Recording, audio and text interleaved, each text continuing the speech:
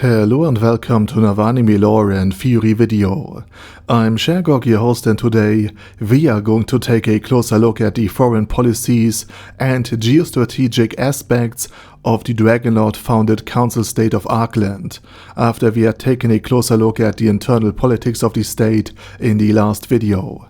But before we're going to take a closer look at any of this, let me quickly thank my Patreons for supporting this channel, as well as say thanks to all users of the YouTube thanks function for making one-time donations. And with that said, let's get to the topic at hand. The foreign policy of this Council Republic cannot be understood without its counterweight, the theocracy of Slane. Both states are military superpowers and are separated by only a single kingdom, that of Re-Estize, until it was, let's call it, taken over by the Sorcerer Kingdom later on in the story. The importance of this dividing line is crucial to understand how the foreign policy of the state functioned.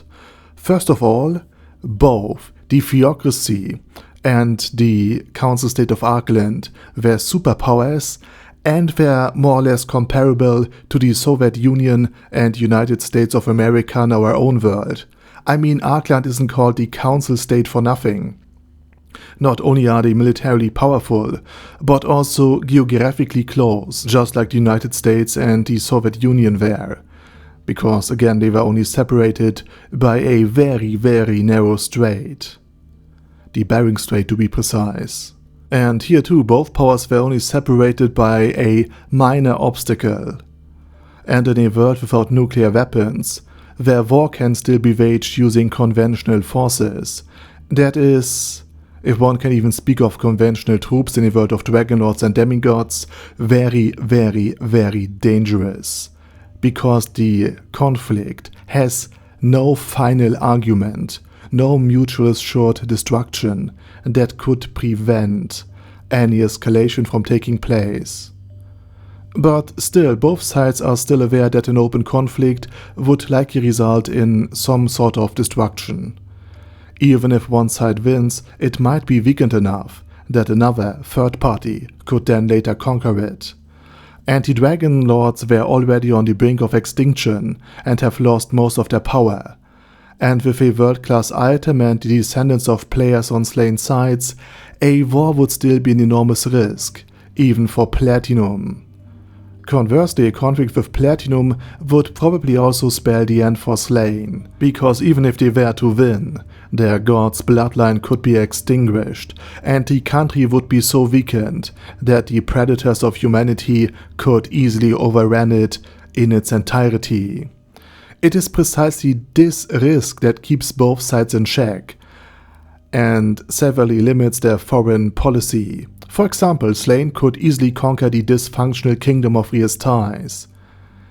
And that kingdom was originally meant to be a bastion of humanity, protected by mountains and nourished by fertile soil. It should have bred legions of trained warriors, who would, with the kingdom at its base, supply the human frontlines with troops, materiel and heroes, gradually pushing back the boundaries between humanity and the beasts of the new world, in favor of the former, until the latter is destroyed. Imagine a kingdom run like an empire, continuously producing well-trained forces to protect the Dragon Kingdom. Over time, it would grow stronger and might even defeat the Beastmen. It could then even support the Council State Alliance in defending against external and entirely monstrous threats. But now that the kingdom has grown decadent and complacent in its prosperity because of its prosperity, its more reliability, the rich lands are purely utilized. Still, despite this thorn in humanity's side, Slane and its efficient state apparatus have not conquered this very valuable territory, because their own population and that of the Dragon Kingdom despise each other. And this would have led to border conflicts and eventually to war. In other words, the mere existence of Arland denies the theocracy access to an important sphere of influence.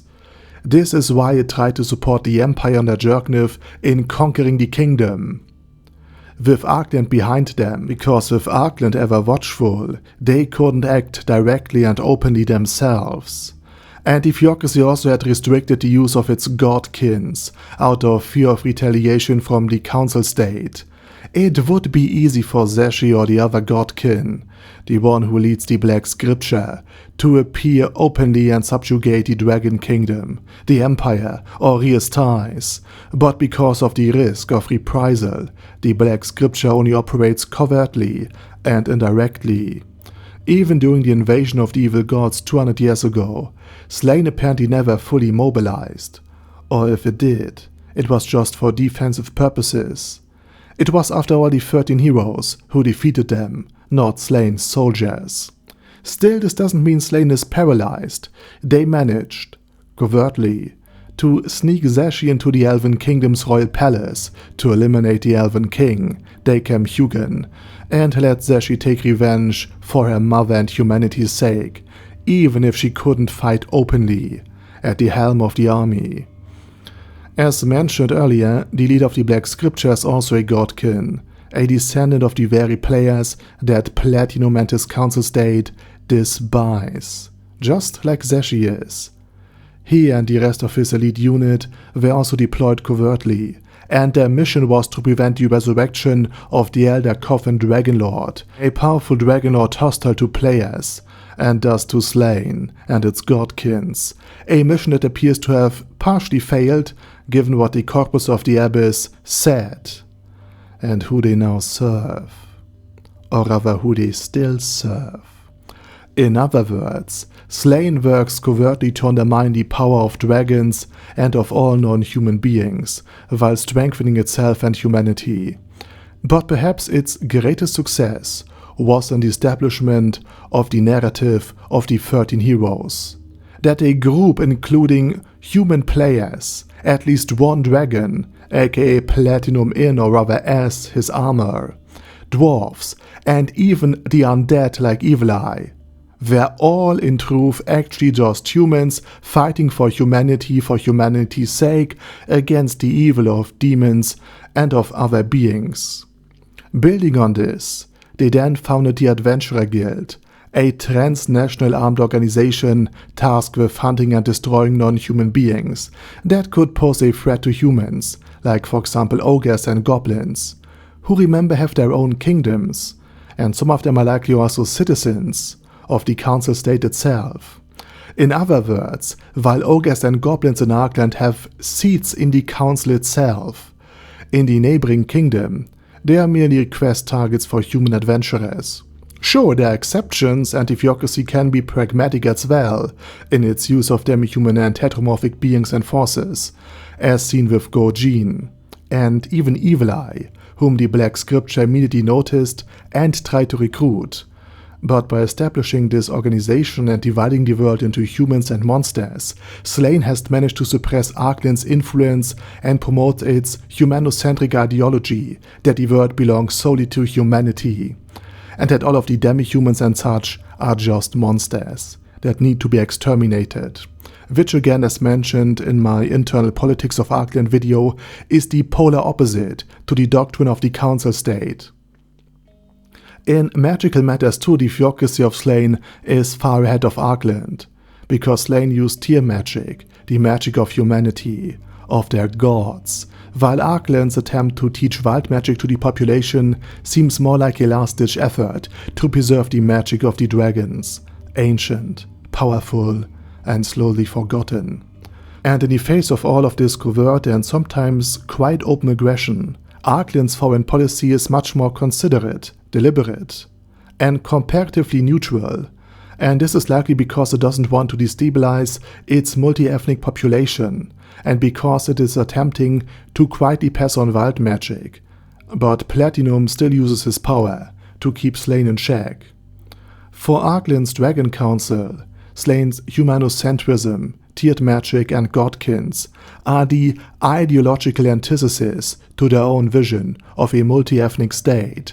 They advocate teamwork and interspecies understanding, and therefore an ideologic infiltration of Arland's humans with Slane's dogma would lead to instability and perhaps civil war.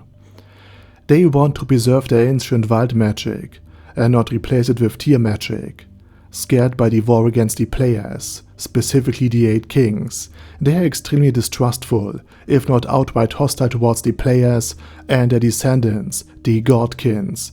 They want to prevent these powerful beings from being used. Just like how the United States and the USSR didn't want each other to use nuke for geopolitical gains. However, this mutual deterrence is now being challenged by a third power, the Sorcerer Kingdom under Reinsoul Gone. The battle on the cards plane showed Arland that this new power also needed to be contained. Thus, behind the scenes, negotiations were underway between Arland and Re-Estize for an alliance. The goal was twofold: to deter the Sorcerer Kingdom from conquering more territory and thereby strengthening itself and its reach, and to prevent Slane from bringing this neutral patch of land under their own control by proxy, for example through the Empire. And it might have worked.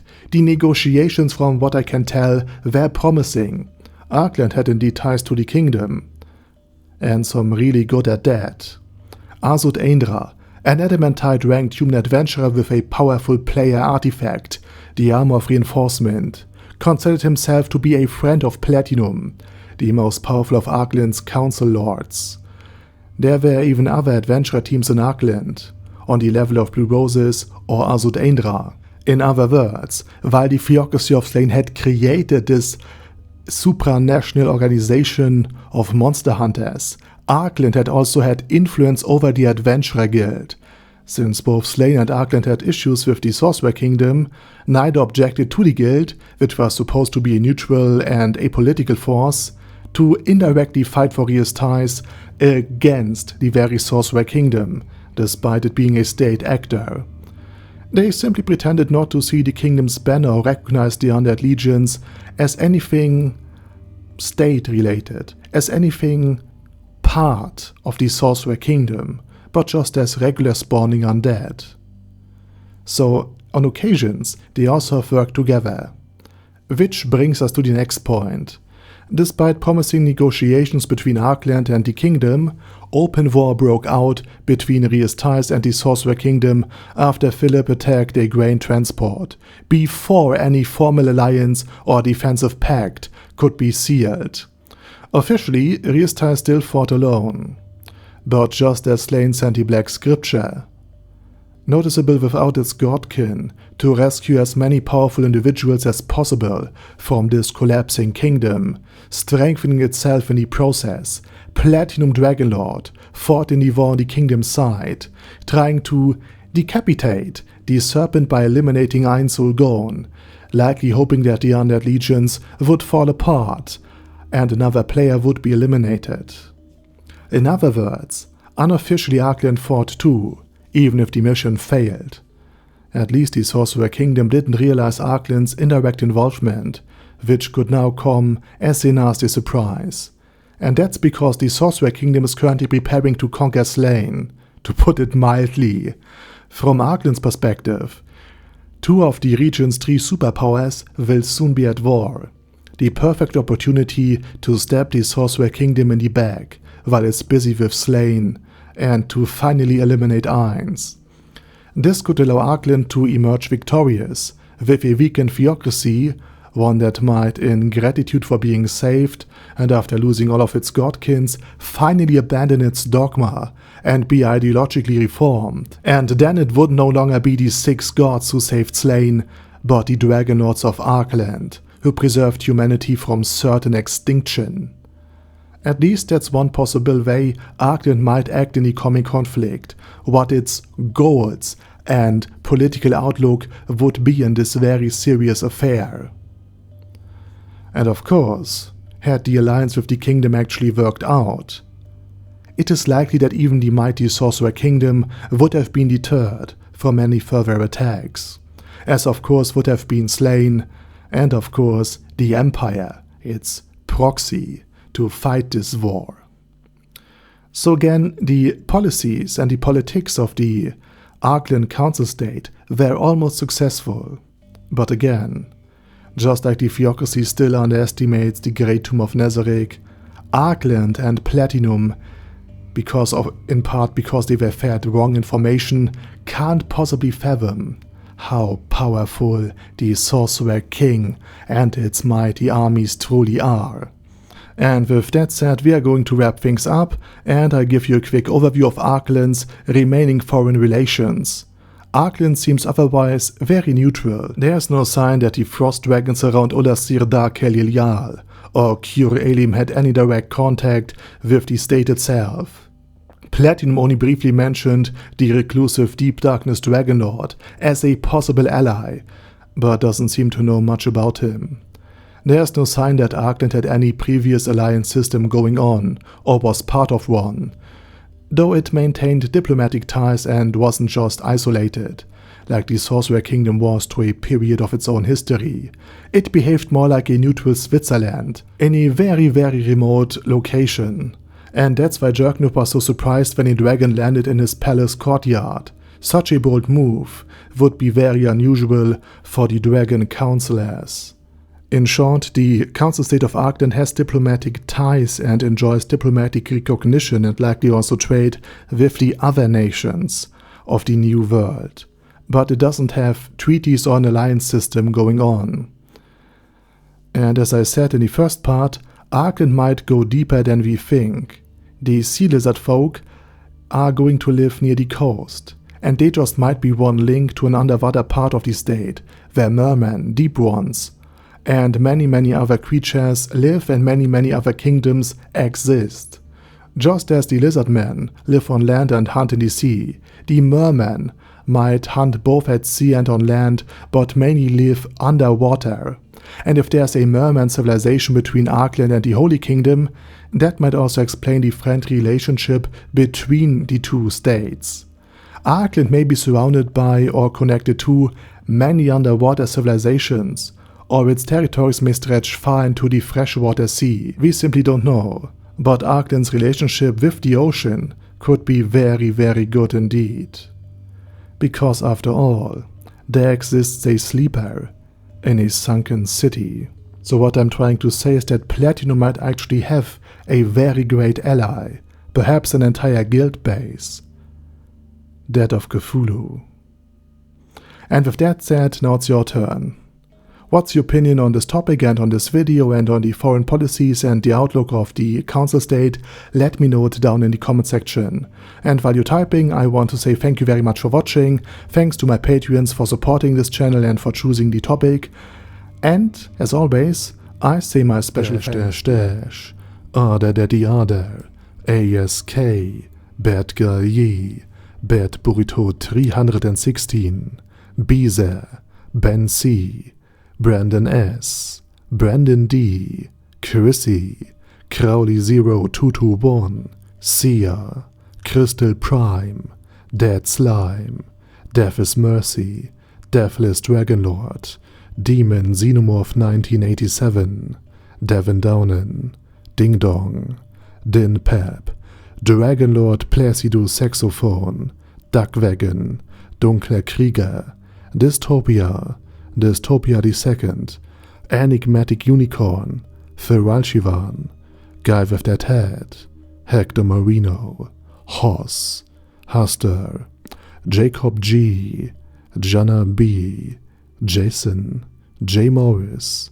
Chromius, Kyle R, Lee K. Long, Legendarius, Le Louche Britannia with a Mustache, Lexus Fox, Lord Nishikian Rai, Lord Touch Me, Lofrazer, Merwek, Mr. Shoes, Mr. Tweaker, Michael R, Michael Y, Nope, Oh Hell No, Normal Toad, O'Kill, Overlord General Gasper, Paddy Pentum, Personage, Ruru, Primus 11, Rhinomere, Q&A Caracos P, Shergox's Daddy, Shadow Lightning Wolf, Shrine Keeper, Sir Axolotl, Super Tier Magic Batista Bomb, Supreme Cheese, Staris, Ted, Texas Deer, The Orc Warboss, Rocket Smasher, T.E. Wang, Vash Hawkeye, Vegito27, Venture Fanatic, Wilhelm, Xenokai, and Sonagon. Thanks guys. Anyway, have a nice day, and I hope to see you all again soon on my next video.